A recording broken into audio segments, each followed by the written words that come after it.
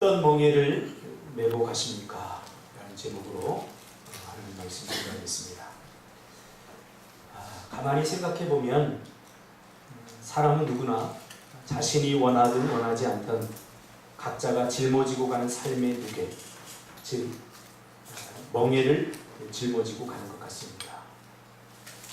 제가 상담을 하면서 상담의 현장에서 많은 사람들을 만나봅니다.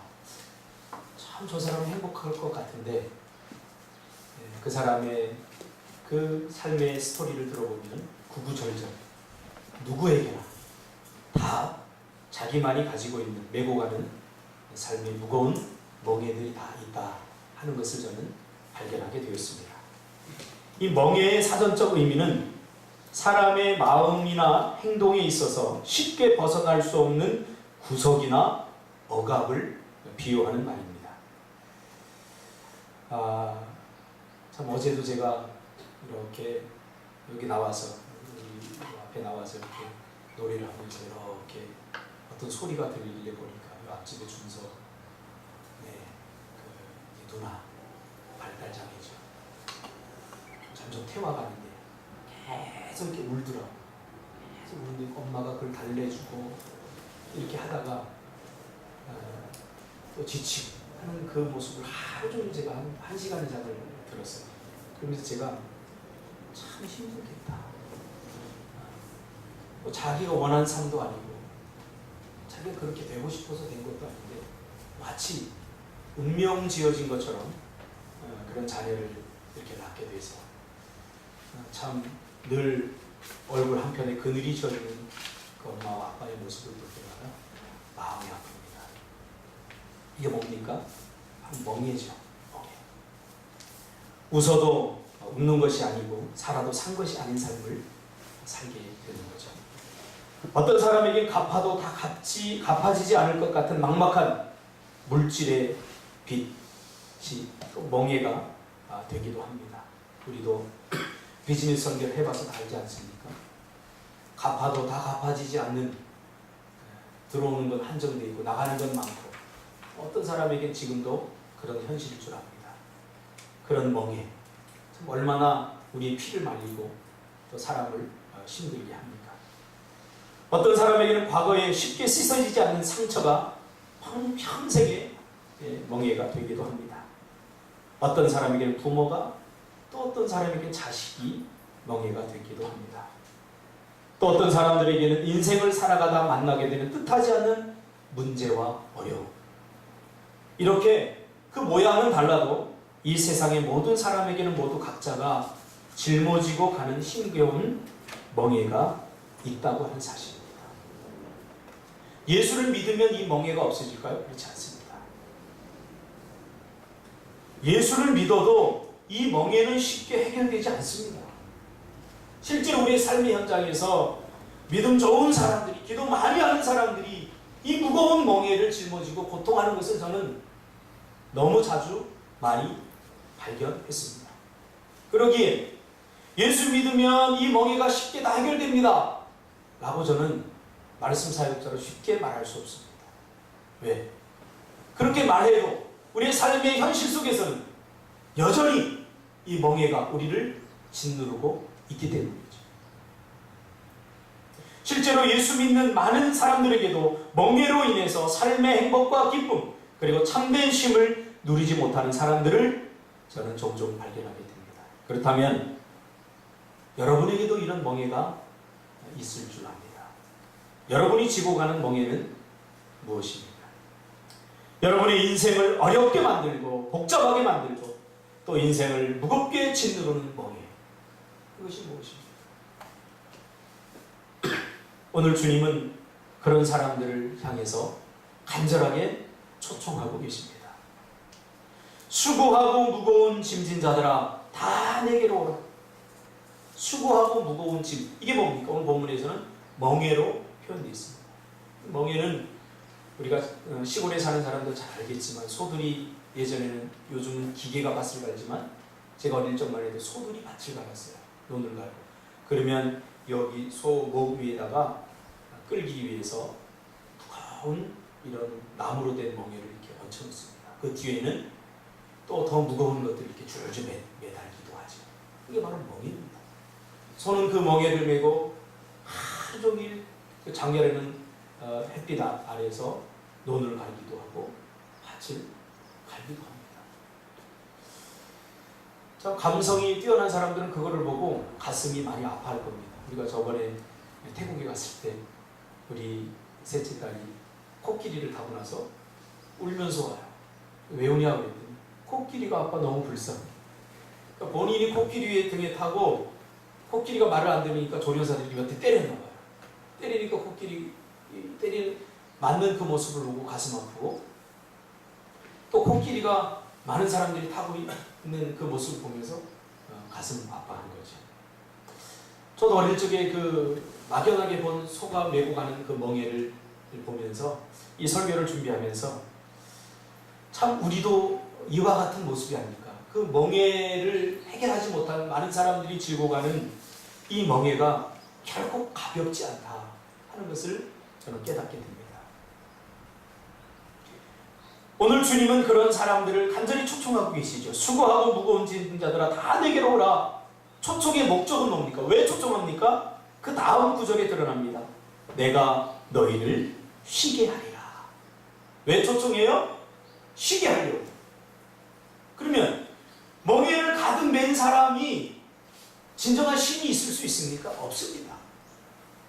이 멍에 안에는 사람의 마음의 평안을 깨는 치명적인 독이 들어있는데 그게 뭐냐면 바로 두려움입니다. 이 두려움은 인간이 극복할 수 없습니다. 절대로. 이 두려운 마음은 심투적으로 생기는 거예요.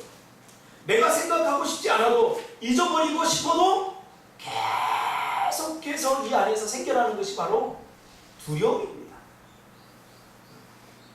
기도하고 하나님 앞에 다 맡긴 것 같은데 돌아서면 다시 어떡하지? 하는 걱정이 들어요. 이게 뭐예요? 바로 두려움이 발생시키는 거예요. 실투적으로 다가와요. 생각하고 싶지 않아도 생각이 나. 이 두려움은 미래에 일어날 일들에 대해서 내가 대처할 능력이 없다고 생각될 때 생겨나는 감정입니다. 야, 내일 돈을 갚아야 되는데 이 돈이 없으면 어떡하지? 내가 수술해야 되는데 수술 잘못되면 어떡하지?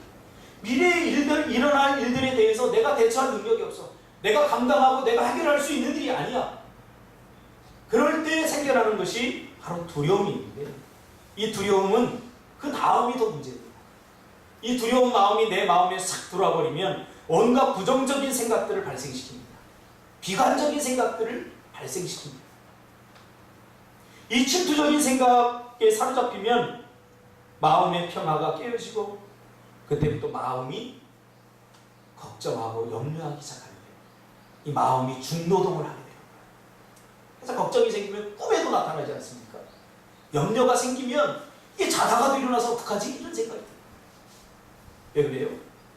내가 잔다고 내 의식을 다 잠든 상태로 만들어버리는데, 그러나 여전히 의식 속에서는 이 걱정과 염려를 한다는 거예요.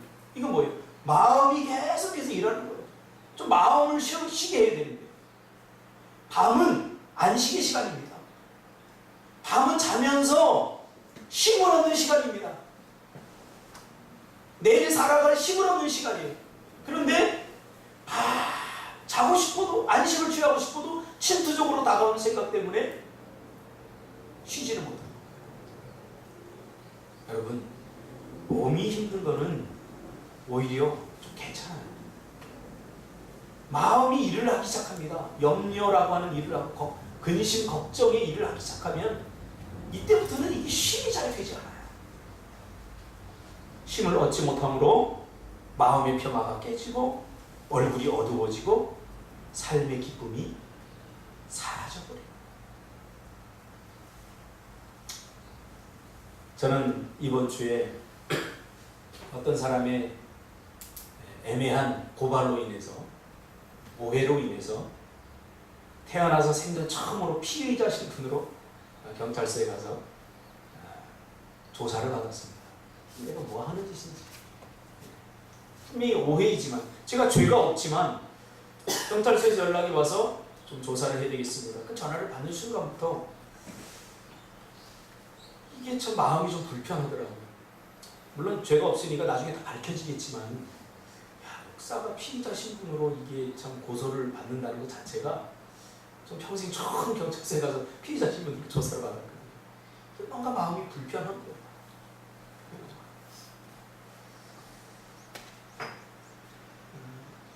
그래서 며칠 동안 좀 힘들었어요. 그래서 저는 이 일주일 동안 멍에라고 하는 이 멍에에 가공할 능력을 맛봤습니다. 밥도 별로 먹고 싶지도 않고 다른 것도 하고 싶지 않고 빨리 조사를 받아서 빨리 이 멍에를 빨리 벗겨내고 싶은 생각밖에 안 들어요. 죄가 없는데도 그러니 참 이 시간이 지나면 해결되는 문제인데도 이러니 그렇지 않은 우리가 감히 감당할 수 없는 그런 죄들을 그 문제들을 우리가 갖고 있으면 이게 얼마나 고통스러울까 다시 한번 깨달았습니다. 내가 굳이 생각하고 싶지 않아도 자꾸 침투적으로 생각이 납니다. 그래서 하나님께 물었습니다. 하나님, 왜 대체 내가 이렇게 억울한 일을 겪어야 됩니까? 왜 이런 일을 겪게 하십니까? 묻던 중에 하나님께서 저에게 말씀하셨습니다. 마태복음 6장 31절. 그러므로 염려하여 이르기를 무엇을 먹을까 무엇을 마실까 무엇을 입을까 하지 말라. 32절. 이는 다 이방인들이 구하는 것이라. 너희 하늘 아버지께서 이 모든 것이 너희에게 있어야 할 줄 아시느니라. 그러면서 우리가 비즈니스 선교할 때, 인천에 있을 때 비즈니스 선교할 때 우리가 세미나를 같이 했습니다. 주 애니원 곽영진 대표를 만나서 좋은 얘기 많이 듣지 않았습니까? 그 곽영진 대표가 했던 말, 기호지생, 달리는 호랑이 등에 탄 기분. 그렇죠? 자기가 어떻게 해서 꿈과 비전을 가지고 사업을 시작했는데 사업이 점점 커지면서 이제는 사업을 그만두고 싶어도 그만둘 수 없는 상황이 되어버렸어요. 이제는 본인의 의지와 상관없이 호랑이 등에 타서 이제 달려갈 수밖에 없는 기호지세 이야기를 하지 않았습니까? 그 생각이 문득 떠올라요. 그러면서 아주 짧은 순간에 하나님께서 생각을 정리하게 하셨습니다. 야, 박 목사야. 세상 사람들이 구하는 것을 구하면서 살면 평생 어렵고 무거운 삶을 살게 된다. 여러분, 하나님 정확하십니다. 제가 요 며칠간 어떤 생각을 한지 아십니까? 하나님, 저도 인간인지라 저도 노후가 있고 제가 평생 청소년 젊은이 사역을 했는데 보니까 다 먹고 살만하면 자기 유익을 따라 다 떠나가더라고요. 결국 나 혼자 남게 될 건데 그러면 나도 좀 내 먹고 살고 챙겨야 되지 않겠습니까? 뭐 이런 생각을 제가 좀 했던 것 같아요. 좀 억울합니다, 하나님. 그냥 그 젊은 날을 내가 이 청소년에게 다 바치고 정말 그들에게 꿈과 비전을 주고 내 인생을 다 베풀어서 했는데 그들은 좀 먹고 살만하면 다 떠나는데 그럼 나는 어떻게 해야 됩니까? 이런 서운한 마음이 하나님 앞에 좀 들었어요. 그래서 나도 나 먹고 살 거를 좀 챙겨야 되지 않겠는가? 그런 생각이, 저는 그런 생각을 해본 적이 한 번도 없거든요. 그런 생각이 조금 드는 순간에 하나님께서 이놈! 하고 저에게 이렇게 사인을 주신 거예요. 저는 하나님이 너무 좋아요. 이런 하나님. 그런 생각을 더 발전시키지 않게 하나님 깨닫게 하신 하나님, 전 너무 좋아요.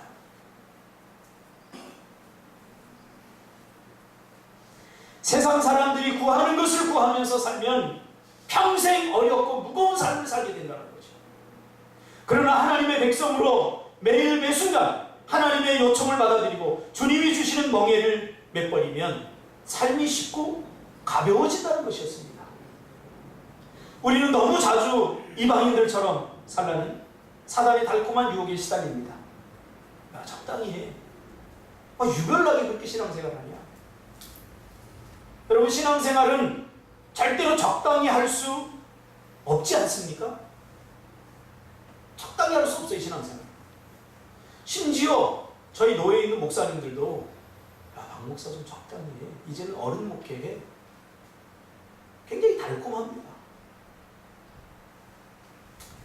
그러면서 지난 10년 동안의 삶이 그 경찰서에서 조사받고 나오는 그 짧은 순간에 뭐 몇 개당 안 되는데 하나님이 마치 질적인 압축 파일을 풀듯이 그 뭐 몇 분 안 한 1분 정도 되는 그 계단을 쭉쭉쭉 이렇게 내려오면서 하나님이 싹 보여주시더라. 정서변사요. 그 말 안 듣는 아이들을 데려다 어떤 아이는 술 먹고 그 중학교 1, 2학년 자기가 술 먹고 남자들과 원래 자는데 그 가서 잡아다가 우리 집에 눕혀놓고 토한 거 다 닦아주고 그렇게 했던 모습들 이런 것들이 다 주마등처럼 지나가요. 저희가 개척을 하고 또 젊은 교회로서 보냈던 그 시간들 또 정말 힘들고 어려울 때 월세도 못 내는 그 작은 교회에서 인도 선교를 가고 전 교인이 나섰던 그때 또 정말 힘들고 어려울 때 우리가 미얀마 선교를 준비하면서 여러분 그 태권도장에서 낮에는 비즈니스 선교하면서 떡볶이 팔고 와플 팔고 그 더운 날 그렇게 하다가 또 저녁 11시 12시까지 공연 연습을 하고 준비했던 그런 모습들 또 갈 바를 알지 못했지만 하나님이 제주 선교를 하라니까 5년 전부터 이 제주 땅을 밟으면서 졌던 빛들 정말 힘들고 어려웠죠. 그 순간순간 보면. 그러나 지나고 보니까 그때가 더 행복했어요. 그때가 더 행복했어요. 그때가 가슴이 더 뛰었어요. 미얀마 선교 가면 여러분 빚을 내서 가는데 빚을 여러분 내면 헌금이 하나도 안 들어오잖아요. 그러면 교회가 어떻게 될지 뻔히 알아요. 그런데도 그때는 가슴이 뛰었어요. 복음을 전하고 그곳 아이들을 만나서 공연을 하고 우리 한선 집사 할렐루야 찬양을 하면서 많은 사람들이 감동하는 그 복음 전하는 그 모습 그것을 기대하면서 가슴이 뛰었어요. 물론 그때도 멍해가 있었습니다. 분명히 갔다 오고 나면 한 두세 달 헌금이 안 들어와요. 월세 내도 해야 될 일이 있기 때문에 집사람이 고통스러워하고 힘들어요.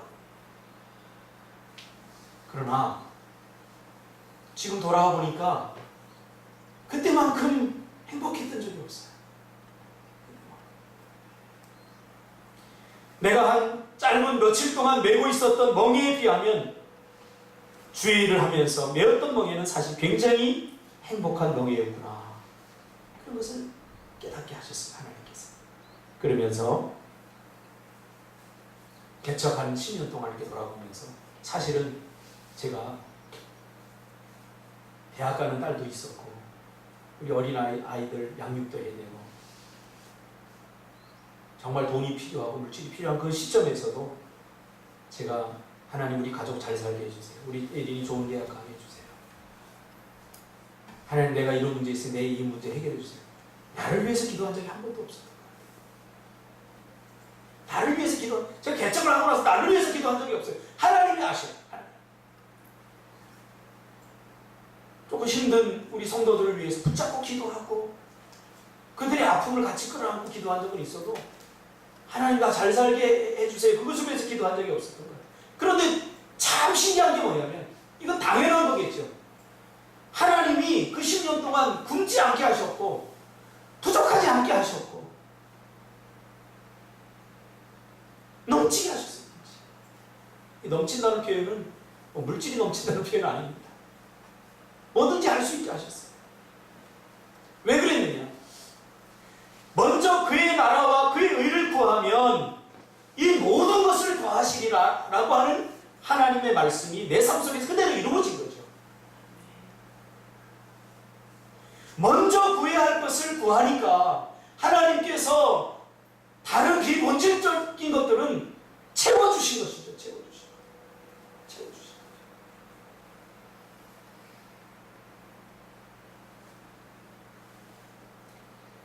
기호지세. 내려오고 싶어도 내려올 수 없는 상황에 직면해서 이러지도 못하고 저러지도 못하다 끝나는 인생들이 오늘날 교회 안에 더 많습니다. 성도들 안에. 마태복음은 예수 믿지 않는 사람들을 향해 준 말씀이 아니라 이미 종교인들을 향해 주신 말씀입니다. 유대인들을 향해. 전도의 현장에 가보면 깜짝 놀라요. 왜? 예전에 전부 다 교회 다녀봤던 사람들이에요. 교회 안 다녀봤던 사람 한 사람도 없어요. 제가 만난 사람들. 지독한 불교 3대, 4대, 5대 불교 집안이 아니고서는 교회 누구나 다 한 번쯤 가봤어요. 그리고 누구보다 과거에는 열심이었고 누구보다 과거에는 헌신적이었던 사람들이 어쩌다가 어느 순간에 무슨 일 때문에 신앙을 버리고 믿음을 포기하고 이방인들처럼 살아가고 있는 것일까?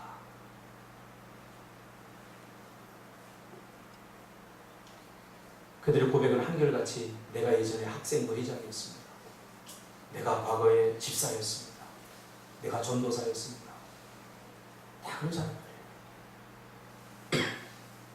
근데 지금은 여러분, 하나님이 물으시는 것은 과거가 아닙니다. 과거에 내가 무엇을 했느냐 중요할 수 있어요. 그러나 하나님에게서는 별로 중요하지 않아요. 미래에 어떻게 살 것이냐, 그거 하나님도 중요하게 생각하지 않아요. 하나님이 물으시는 단 한 가지는 지금입니다. 너 지금 어떻게 살고 있느냐. 신앙은 항상 지금이 중요합니다. 하나님이 물으시는 것은 지금 뭐 하고 있느냐입니다. 과거에 무엇을 했느냐, 미래에 무엇을 할 것인가 중요하지 않아요. 지금이 없는 과거, 지금이 없는 미래는 의미가 없기 때문이죠. 너 지금 뭘 하고 있느냐? 그러면서 그 짧은 순간에 하나님께 물었어요. 제주도로 오니까 이제 5개월 좀 넘었는데 얼마나 좋습니까? 아침에 닭소리 대신 꽁소리에 깨고 푸른 잔디, 우리가 모든 사람들이 꿈꾸는 삶의 현장 속에 우리가 들어와 있습니다. 그래서 여러분 행복하십니까? 단순히 요 좋은 환경만 보면 저는 절대 행복하지 않습니다. 집사람하고도 그런 나눔을 자주 합니다. 내가 정말 행복할 때는 이런 좋은 환경이 아니라 하나님이 나에게 주신 일을 하라고 할 때 그 일을 감당하면서 저는 행복했습니다. 그래서 많은 사람들이 좀 더 편안하고 안락한 목회를 하라고 유혹하고 그렇게 요청하지만 제가 그런 목회를 할 수 없는 이유가 저는 그것 때문에 절대 행복하지 않기 때문에 하나님이 나에게 주시어서 하라고 한 일을 하면서 저는 행복하기 때문에 다른 사람들이 보기엔 너무 힘들고 어려운 길, 다른 사람들이 가보지 않은 그 길을 가기에 힘들고 고통스럽다고 여기지만 저는 그렇지 않습니다. 여러분은 어떻습니까? 그러면서 오늘 본문이 정말 제게 축복으로 다가왔습니다. 이 초청은 예수 믿는 사람이나 믿지 않는 사람이나 믿음이 좋은 사람이나 좋지 않은 모든 사람을 초청하는 예수님의 거룩한 초청입니다. 쉽고 가볍게 살라는 거죠. 이 쉽고 가볍게 살라는 것은 우리가 일반적으로 편안하고 안락한 삶을 의미하는 것은 아닙니다.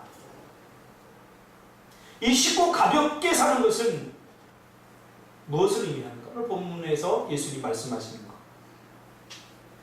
어떤 상황과 어떤 환경, 문제 속에서도 그런 것들에 매몰되지 않고 힘을 얻으려면 어떻게 됩니까? 우리는 그렇지 않습니까? 조금 문제가 생기면 그 문제에 매몰되어서 그 무게에 눌려서 기쁨을 잃어버리고 평안을 잃어버리고 행복을 잃어버립니다. 그것은 위로부터 온 진정한 평안이 아닙니다. 오늘 아직도 이 문제를 해결하지 못한 많은 사람들에게 예수님은 초청합니다. 내게로 오라. 내게로 오라. 이 비결, 나의 멍에를 메어야 됩니다. 진정한 힘을 얻을 수 있는 어떠한 상황 속에서도 그것들에 매몰되지 않고 그런 것들의 평안과 기쁨을 빼앗기지 않으려면 오늘 내 멍에를 메어야 됩니다. 이 내 멍에는 뭡니까? 예수님의 멍에입니다. 나의 멍에를 메고 수고하고 무거운 짐진 자라 다 내게로 오라. 내가 너희를 쉬게 하리라. 나는 마음이 온유하고 겸손하니 나의 멍에를 메라. 할렐루야. 아멘. 주님의 멍에를 메야 됩니다. 주님의 멍에란 뭘까요? 제가 찾아보니까 요약해서 말씀드리면 주님의 말씀에 순종하고 헌신하는 것, 이것이 주님의 멍에입니다. 때론 교회가 신앙생활이 나를 구속하고 나의 자유를 빼앗는다고 생각할 때가 있습니다. 이 정도 생각이 들면 신앙도 멍해가 됩니다. 믿음 생활도 멍해가 되고 교회도 멍해가 될 수 있습니다. 내가 진 신앙의 짐, 믿음의 짐이 세상 사람들이 지고 있는 짐보다 훨씬 무겁다고 힘들다고 생각하게 되면 집을 떠난 둘째 아들처럼, 자기의 분깃을 요구하고 집을 떠나버린 둘째 아들처럼 아버지 집을 떠나고 싶은 충동이 일기도 합니다. 그래서 실제로 한국교회 많은 그리스도인들이 교회를 떠나고 몸은 교회에 머물러 있지만 마음이 교회에서 떠난 사람들이 얼마나 많은지 몰라요. 그래서 실제로 교회에 정말 헌신적으로 일하는 사람들이 그렇게 많지 않아요. 이게 한국교회 위기입니다. 저도 실제로 그랬습니다. 저는 어릴 적부터 저희 어머니가 불만이 있었을 때 뭐냐면 용돈을 한 푼도 안 주면서 교회 가라고 그럴 때 꼭 100원을 줘요. 그때 100원은 큰 돈이었거든요. 불만이 많았어요. 좀 주일날 제가 축구도 하고 싶고 친구들하고 좀 개구리 잡으러 나가고 싶고 그런데 꼭 주일을 지켜야 됐어요. 그래서 그때 제 꿈이 뭐였냐면 커서 교회 안 다니는 거였어요. 할렐루야. 교회 안 다니는데 그렇게 부럽더라고요. 커서 교회 안 다니는 거였어요. 그래서 실제로 제가 힘을 기르고 고등학교 때 인천으로 오면서 제가 어머니한테 선언했어요. 이제 한국엔 종교의 자유가 있으니까 나에게 교회 다니라고 말하지 마세요. 하고 안 나갔어요. 일부러 아침만 되면 며칠은 좀 가슴이 콩콩 뛰더라고요. 왜? 아침이 딱 되면 엄마가 깨워야 되는데 깨우면 나는 안 일어나는 거예요. 그렇게 한 달을 제가 싸워서 이겨가지고 어머니도 포기하고 그때 가만히 있더라고요. 물론 핑계를 댔죠. 공부하기 힘들어. 뭐 여러 가지 핑계를 댔죠. 적응하기도 힘들어요. 그래서 거의 제가 11개월을 교회 안 나가죠. 처음에 얼마나 행복한지 몰라요. 와, 잠을 일단 실컷 잘 수 있어요. 두 번째, 내가 보고 싶은 TV 실컷 볼 수 있어요. 주일. 세 번째, 내가 좋아하는 축구 실컷 할 수 있어요. 시간이 흐르면서 뭔가 마음이 좀 빈 것 같은 생각이 드는 거예요. 그러면서 제가 좀 기관지가 안 좋거든요. 편도선도 안 좋고 심하게 아팠어요. 그 아프면서 이게 쉽게 낫지도 않아요. 결국은 학교를 일주일 동안 제가 못 나가게 됐어요. 그 학교에 들어가니까 선생님이 너 왜 왔냐고 그래요. 그때부터 학교 다니기 싫었어요. 11개월 동안 몸은 편하고 잠자고 싶은 거 다 자고 하고 싶은 거 다 했지만 뭔가 가슴이 텅, 파스칼이 이야기한 것처럼 하나님이 채울 수 있는 공간에 세상 것들로 채워버리니까 이게 뭔가 만족이 없고 기쁨이 없고 뭔가 불안하고 뭔가 허전하고 뭔가 불만이 가득 쌓이는 거예요. 그러면서 정신적으로 시달리고 육체적인 고통이 있었습니다. 학교에 가니까 제가 첫 시험을 봤는데 그래도 시골에서는 제가 좀 했거든요. 초등학교 때 정교어린이 회장도 하고 딱 첫 시험을 봤는데 60명 중에서 민지야 몇 등 했을 것 같아? 58등. 할렐루야. 58등. 이건 내 자존심이 허락하지도 않는 것이고 학교를 더 다녀야 될 이유도 없는 거고 공부를 어떻게 하는지도 모르고 도시 아이들은 어떻게 대학 가는지도 모르고 그런 내가 매일 아침 새벽에 일어나서 버스를 타고 학교에 가서 앉아서 책을 읽고 밤 11시까지 타율학습이죠. 밤 강제적으로 거기 가는 게 감옥 가는 것보다 제가 싫었어요. 감옥 가는 거. 그러면서 공부 때문에 정신적으로 시달리고 고달프고 살아도 사는 것 같지 않고 그냥 죽고 싶은 마음밖에 없었어요. 제가 11개월 동안 교회를 떠나서 11개월 동안 살았던 삶을 제가 한마디로 딱 요약할게요. 지옥이었었지. 하고 싶은 거 다 할 수 있었지만 그러나 마음속에 정신적으로 육체적으로 시달린 고통 제가 아직도 잊지 못해요. 그 후로 하나님의 부르심으로 다시 제가 주님을 영접하면서 다시 돌아오고 나서 믿음을 버릴 생각, 신앙을 버릴 생각, 교회를 떠날 생각 저는 단 한 번도 하지 않았어요. 그때보다 더 힘들고 고통스러운 일들이 있었지만 제가 단 한 번도 할 수 없어요. 왜? 저는 지옥을 경험해 봤기 때문에. 하나님이 함께하지 않는 삶이 바로 지옥입니다. 결국 제가 나중에 깨달은 것이지만 제가 그 짧은 11개월 동안 겪었던 고통의 무게는 어디서 오는 고통일까? 정신적으로 시달려요. 예민해져요. 누가 건들면 막 싸우고 달려들어요. 이게 바로 죄가 주는 무게였던 것입니다. 죄의 무게는 사람이 절대 감당할 수 없어요. 그래서 주님께로 와야 됩니다. 그리고 주님께 맡기고 주님이 주시는 멍에를 매야 됩니다. 내가 주님이 주시는 멍에를 내려놓는 순간 내 의지와 상관없이 죄의 무게, 세상의 멍에가 내 어깨를, 내 인생의 어깨를 짓눌렀습니다.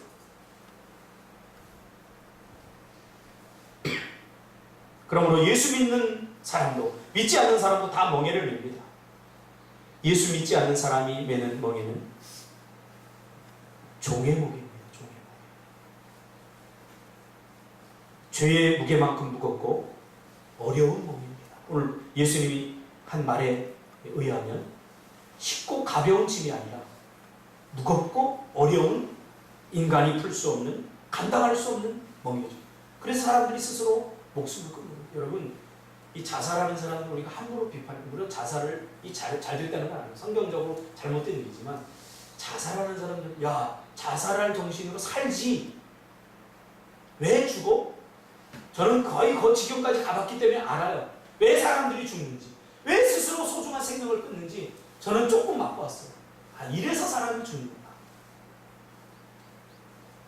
그러나 예수 믿는 사람들이 매는 멍에는 자유의 멍입니다. 주님의 멍에는 쉽고 그 짐은 가볍다고 했지만 그 멍에가 안일함과 자유와 이기적 방종을 의미하는 것은 아닙니다. 내가 하고 싶은 대로 다 하는 것이 아닙니다. 주님이 주신 자유. 내가 주님의 멍에를 지면 대신 주님이 죄의 짐을 대신 져주시고 내 짐을 맡아주시는 원리죠. 이 원리를 우리가 잘 깨달아야 돼요.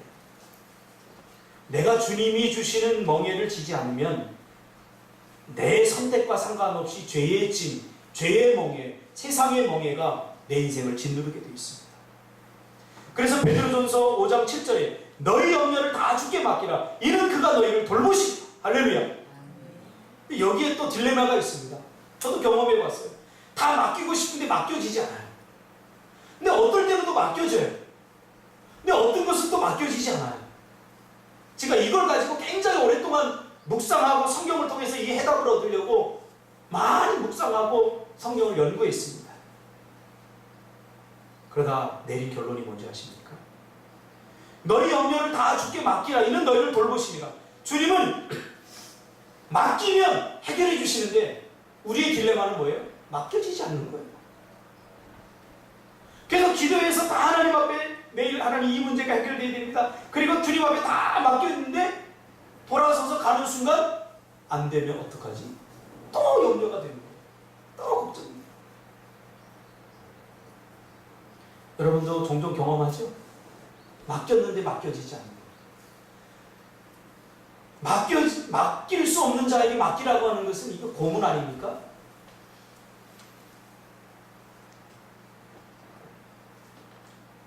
그러다 오늘 본문을 제가 연구하다가 이 비밀을 깨달았어요. 뭐냐면 맡기려면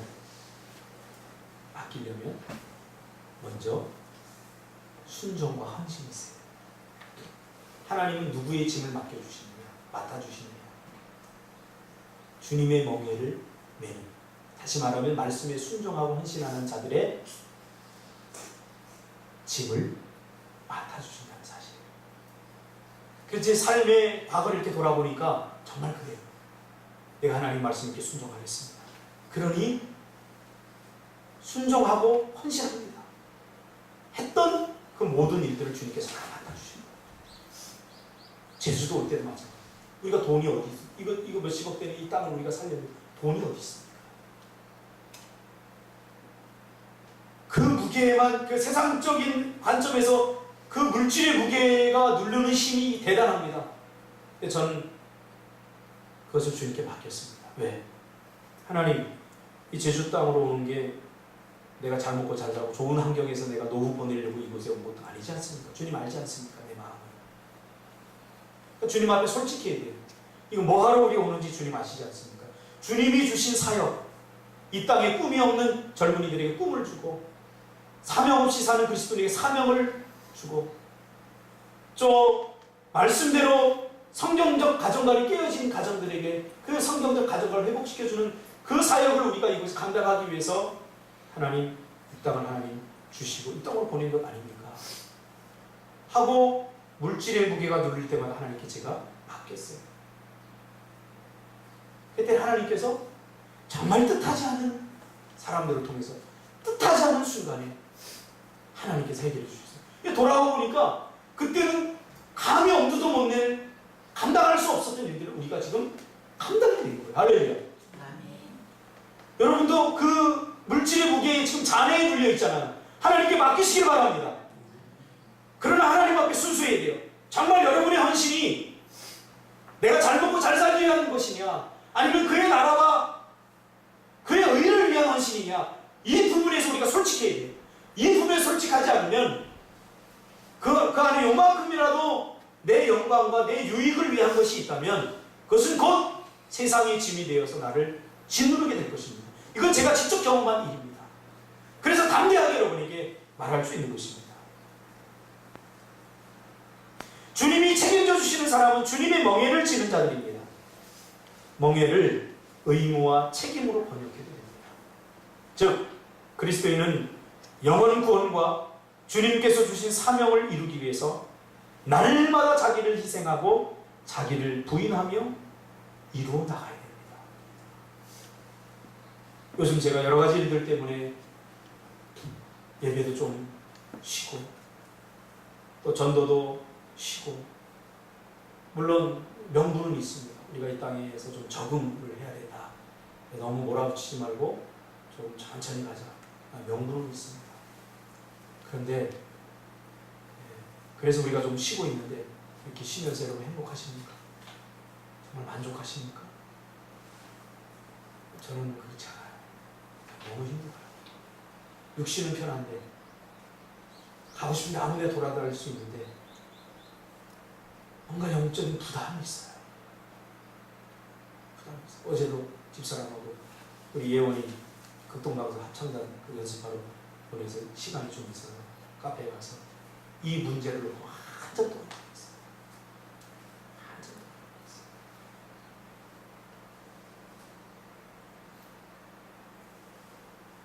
갈라디아서 5장 1절에 보니까 그리스도께서 우리를 자유케 하려고 자유를 주셨습니다. 그러므로 굳세게 서서 다시는 종의 멍에를 매지 말라고 하셨습니다. 주님의 멍에를 매라고 했지, 주님의 멍에를 메고 자유하라고 했지, 세상이 주는 멍에, 죄의 멍에를 메고 매지 말라고 주님 분명히 말씀하셨어요. 마지막으로 결론 짓겠습니다. 그러면 예수님의 멍에를 매려면 어떻게 됩니까? 예수님의 멍에를 매려면 29절에 나는 마음이 온유하고 겸손하니 나의 멍에를 메고 내게 배우라. 배워야 됩니다. 좀 배워야 됩니다. 예수님을 이용해서 일확천금을 꿈꾸지 마세요. 예수님을 이용해서 입시 공명을 꿈꾸지 마세요. 그거를 자랑으로 생각하지 마세요. 예수님 때문에 예수님 베풀어진 사랑과 은혜 때문에 감동하며 살아야지. 예수님을 이용해서 우리가 성공하려고 하면 안 됩니다. 그래서 예수님은 너희들이 질 수 없는 죄의 짐, 세상의 짐을 내가 지어주겠다. 그게 나한테 맡겨라. 그리고 너희는 쉬운 짐, 내가 너희에게 지어주는 짐을 져라. 그게 뭡니까? 사역의 짐, 영혼 구원의 짐, 하나님이 이 땅에 우리를 보내신 목적, 하나님의 일을 하라고 맡겨주신 그 일. 우리 교회는 아까도 김태환 집사님 이야기하던 3가지 사명을 주시지 않았습니까? 그 사명을 감당하는 일, 그 짐을 져야 되는 거예요.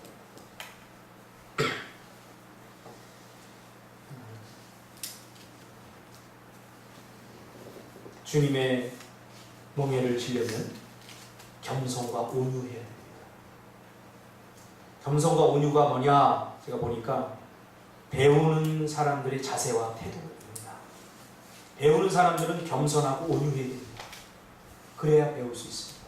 죄송합니다만 준석 집사님 이야기해도 되죠? 사고 난 거? 네, 나쁜 의도에서 내가 얘기하는 거예요. 이렇게 가다 보면 아주 아리랑 코스가 있어요. 이렇게 유리 겁을 하나 달아놨는데 거기 갈 때 조심해야 돼요. 왜냐하면 안 보여요. 그리고 브레이크를 밟아도 제가 밟아도 이미 늦었다 싶을 정도예요. 거기 10km 이상 속도를 내면 안 돼요. 아주 위험하더라고요. 제가 준석 씨한테 얘기했어요. 브레이크가 잘 안 되니까 준석아, 거기 갈 때는 천천히 가야 돼.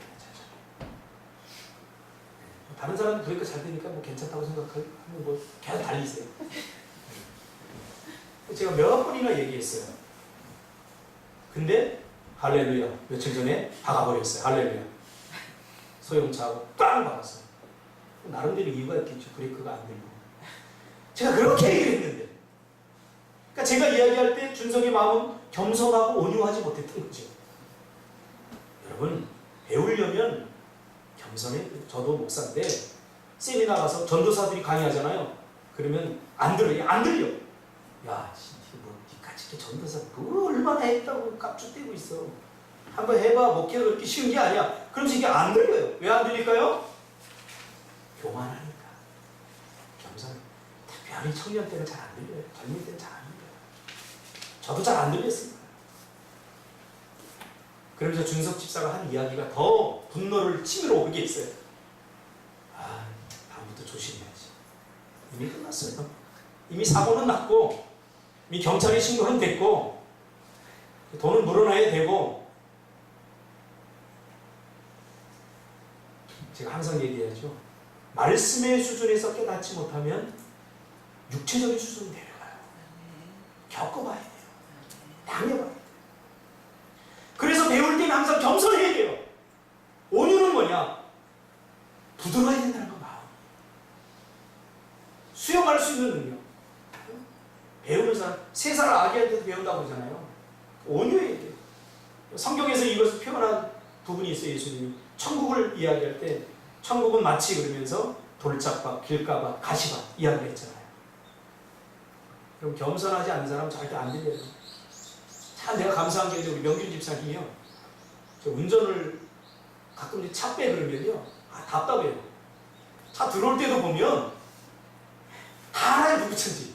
리어커 들어오는 것 같아요, 리어커. 이제 한 달 정도 되면, 운전을 한 달 정도 되면, 나 운전한다 그러면서 막 손톱에도 막 턴도 하고 막 그러고 싶은 마음이 열정이 막 솟아오게 되거든요. 그런데 리어커 오듯이, 아, 저거 명균 집사 차고라 그럴 정도로, 참, 명균아, 나 나가야 되니까 차 빼줘. 그러면요. 5분을 기다려야 돼요. 뒤로 그냥 쫙. 너무 잘해. 너무 잘해. 평생 그렇게 차 타시기 바랍니다. 운전은 잘하는 게 아니에요. 운전은 잘하는 게 아니에요. 사고 안 나게 해야 돼요. 겸손해야 돼요. 아, 내가 이 정도에 내 기술이 있는데, 내 짬밥이 있는데, 이거 절대 인생에 도움이 안 돼요. 신앙생활도 마찬가지고 우리 장로님 계시지만 늘 감사해요. 신앙생활은 수십 년이 지났는데 늘 겸손하셔요. 뭘 여쭤보면 목사님 알아서 하세요. 내가 뭐 아는 게 있냐. 늘 감사해요. 왜 아는 게 없겠어요. 제가 못하는 거 제가 부족한 거 다 눈에 장로님으로 큰 교회에 있어봤기 때문에 다 한눈에 보면 딱 보여요. 한번 소리 안 하죠. 여러분 겸손하시기 바랍니다. 목사님이 이야기하면 그 꼰대가 또 한 소리 하는 걸 그렇게 하지 말고 생명의 말씀을 받아야 돼요. 그리고 마음을 부드럽게 해야 돼요.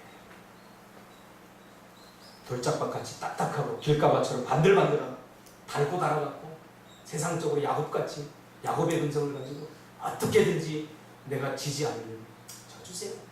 속지 않으려고 속아주세요. 제가 이번 경찰 조사받으면서 그 경찰이 그런 얘기해요. 목사님 누가 봐도 이거 뻔하게 이거 뭐 재성적으로 다 봐도 이게 주인이 뻔한데 이 사람이 왜 그럴까요? 그 사람이 또 고소했대요. 고소가 치미인 사람 같아요.